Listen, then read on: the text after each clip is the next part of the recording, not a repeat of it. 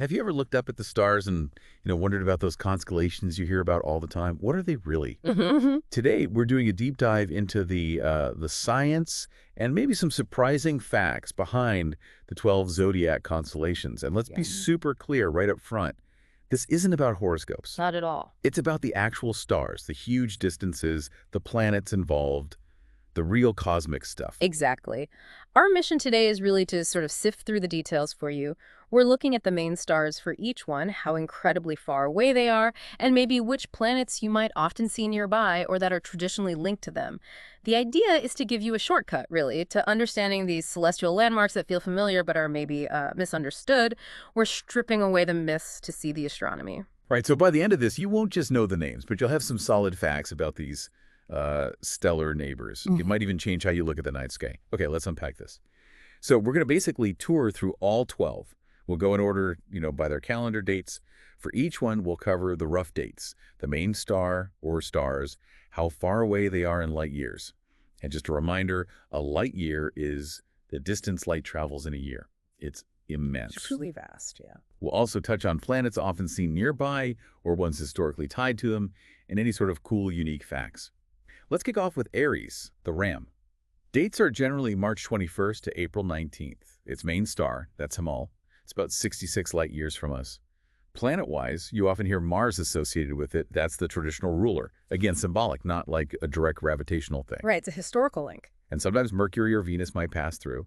Aries itself is a pretty small constellation, but Hamal stands out. It's a bright orange giant. Yeah, and that's what's interesting about Hamal being an orange giant. And for a constellation that's maybe not super prominent otherwise, stellar brightness, not just how close it is, really matters for what we see, right? An orange giant is a star that's, well, puffed up and cooled down a bit as it aged. It gets much bigger and brighter than our sun. So even at 66 light years, it's this really visible anchor point for Aries. Makes it easier to spot. Okay, from the ram, we move on to Taurus, the bull. That's April 20th to May 20th. And Taurus is, well, this is where it gets really interesting, I think, because it's got two major highlights. Definitely. You've got Aldebaran, which is about 65 light years away, another bright giant. This one's reddish. But then you also have the Pleiades, the Seven Sisters, a really beautiful star cluster. Unmistakable. Venus is often linked here, traditionally, Yeah. and Jupiter sometimes passes through. It's very easy to see, especially those Pleiades. And the distances here really highlight something important about constellations. Aldebaran, like you said, 65 light years. It's relatively close, sort of in the foreground from our view. But the Pleiades, they're way further back, about 444 light years away. Wow, that's a huge difference. It is. They just happen to line up in our sky, you know? It shows that constellations are often just chance alignments from Earth. They aren't usually physically related groups of stars. Right, perspective is key. Okay, after the bull, we get Gemini, the twins, May 21st to June 20th. Main stars here are Castor, about 51 light years off, and Pollux, which is actually the brighter one in Gemini and closer to around 34 light years. Pollux is quite close, yeah. Mercury is the traditional ruler associated with Gemini, and sometimes Jupiter might be seen transiting. But here's a mind-bender, Castor. It's not one star. It's actually a six-star system. Yeah, that's always a fun one to explain. What we see as one single point of light is really 6 individual stars all bound together by gravity, orbiting each other in this complex dance. 6? They're just too close together for our eyes, or even small telescopes to separate. It's a great reminder that, many stars up there are actually multiple star systems. Way more complex than they look. Definitely changes how you picture that dot of light. Okay. Okay, fourth is Cancer the crab, June 21st to July 22nd. Its main star is called Tarf, or Beta Cancri. That one's about 290 light years away. But the most famous thing in Cancer probably isn't a star. It's the Beehive cluster, M44. That's even further, roughly 577 light years. Right. The moon is considered its traditional ruler. You don't often see planets transiting here. And Cancer is known for being, well, pretty dim overall. So you've got this dim constellation, but it has this famous cluster.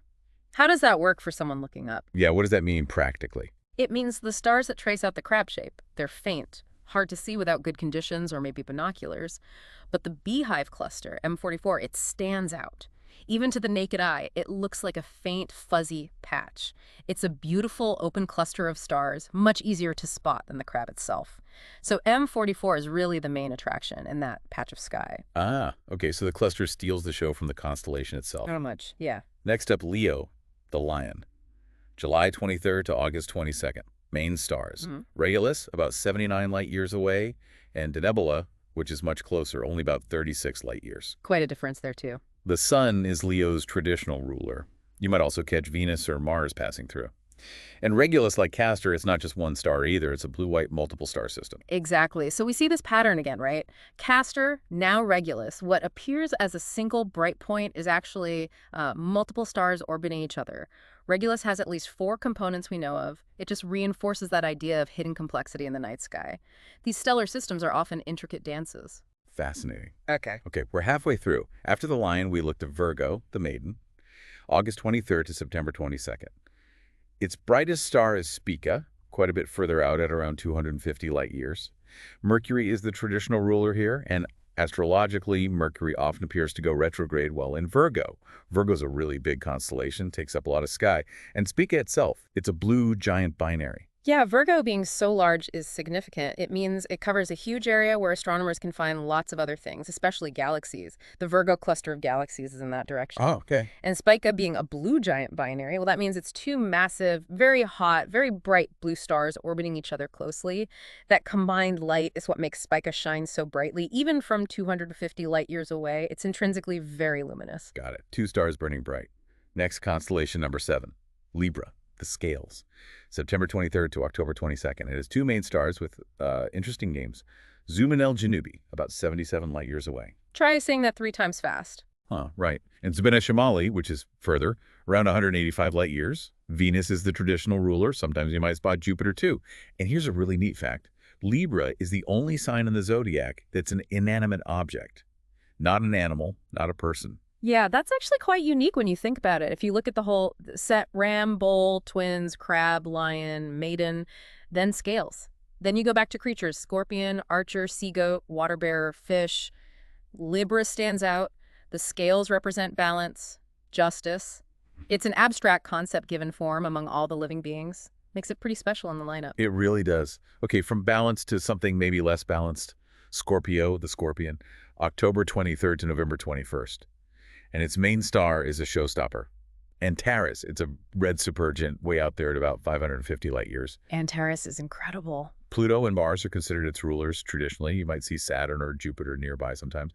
And Antares is often called the heart of the scorpion, which makes sense given its color. Absolutely. As a red supergiant, it's just enormous. If you put it where our sun is, it would swallow up the inner planets, maybe out past Mars. And it's incredibly bright because of its size, even at that huge distance of 550 light years. Its reddish color is really obvious, even without a telescope. So yeah, heart of the scorpion fits perfectly. It looks like this fiery core, a truly spectacular star. Wow. Just think about that scale. Yeah. Okay, next. Sagittarius, the archer, November 22nd to December 21st. Main star here is Caus Australis, about 143 light years away. Jupiter is the traditional ruler. You might also see Saturn. But the really big deal is Sagittarius. The center of our own Milky Way galaxy lies in this direction. That's a key thing, yeah. Which means the whole constellation is super rich in deep space objects, nebulae, star clusters. So what does that mean looking towards the galactic center? Right, what are we actually seeing? You're looking into the densest, most active part of our galaxy, the core. That's why it's jam-packed with nebulae, those giant clouds of gas and dust where stars are being born, and huge clusters of stars. It's like looking downtown into the busiest part of the city. There's dust obscuring the absolute center, but the whole area is just teeming with activity. It's a crucial window for understanding how our galaxy works. A window to the galactic core. Amazing. Okay, nearly done. Capricorn, the sea goat, December 22nd to January 19th. Its main star is Deneb Algidi, pretty close at about 39 light years. Relatively speaking, yeah. Saturn's the traditional ruler, maybe Jupiter transits. Now, Capricorn's another one of those dimmer constellations. But you mentioned it's historically important in astronomy, so how can it be dim but important? Good question. Its importance isn't really about its brightness, but its position. Historically, for centuries, the sun reached its lowest point in the sky for the winter solstice in the northern hemisphere when it was passing through Capricorn. The solstice marker. Exactly. So for ancient astronomers and calendar keepers, it was a hugely significant marker point in the sun's annual journey, even if the stars themselves aren't super bright. The Earth's wobble precession has shifted that exact point over millennia, but its historical role stuck. Makes sense. Location, location, location. Okay, number 11.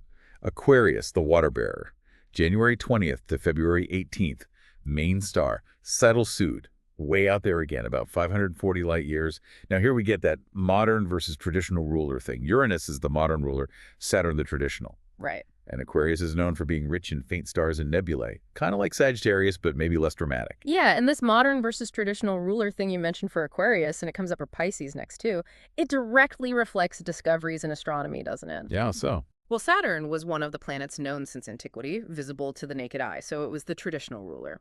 Uranus wasn't discovered until 1781 with telescopes. Once it was found, astronomers and astrologers eventually associated it with Aquarius, maybe because of its characteristics or orbit. So it shows how our map of the solar system expanded and those symbolic connections evolved too. Interesting. So our understanding changes the associations. Okay, last one. Pisces, the fish, February 19th to March 20th. Main star is Eta Piscium, also called Alphard, about 294 light years away. And again, modern ruler is Neptune, traditional is Jupiter. Same pattern, yeah. Neptune discovered much later. Pisces is another big constellation, area-wise, but also quite faint. It depicts two fish tied together. So like Cancer, big but subtle. Exactly. So we've done the full tour now, all 12. And what really jumps out, I think, is just the incredible variety we've seen. Star types, bright orange giants like Hamal, massive red supergiants like Antares, complex multiple systems like Castor and Regulus, those hot blue binaries like Spica. Yeah, it's not just pinpricks of light. Not at all. And the distances, they're just staggering. From Pollux practically next door at 34 light years, all the way out to Antares at 550, or the Beehive cluster even further at 577 light years. Really puts things in perspective. It does, and then those little unique facts, right? Castor being 6 stars, Libra being the only object, Sagittarius pointing to the galactic center. It hammers home that these aren't just, abstract horoscope symbols. They're actual specific places in space with real, measurable, and often amazing characteristics. It's a map of incredible cosmic diversity right above us. It really has been an incredible journey through these constellations. Yeah. Hopefully this deep dive has maybe given you a fresh look at something that felt familiar. Yeah, hopefully you feel you have a richer picture now. You can see the real cosmic tapestry behind those names, not just symbols, but amazing collections of actual stars, gas, dust, each with its own story. So maybe the next time you hear someone mention their zodiac sign, or you just find yourself looking up at the night sky, think about those incredible distances, the different kinds of stars, the hidden clusters, and multiple systems, all the real wonders that define these celestial landmarks. What might you discover when you look at them through this new lens?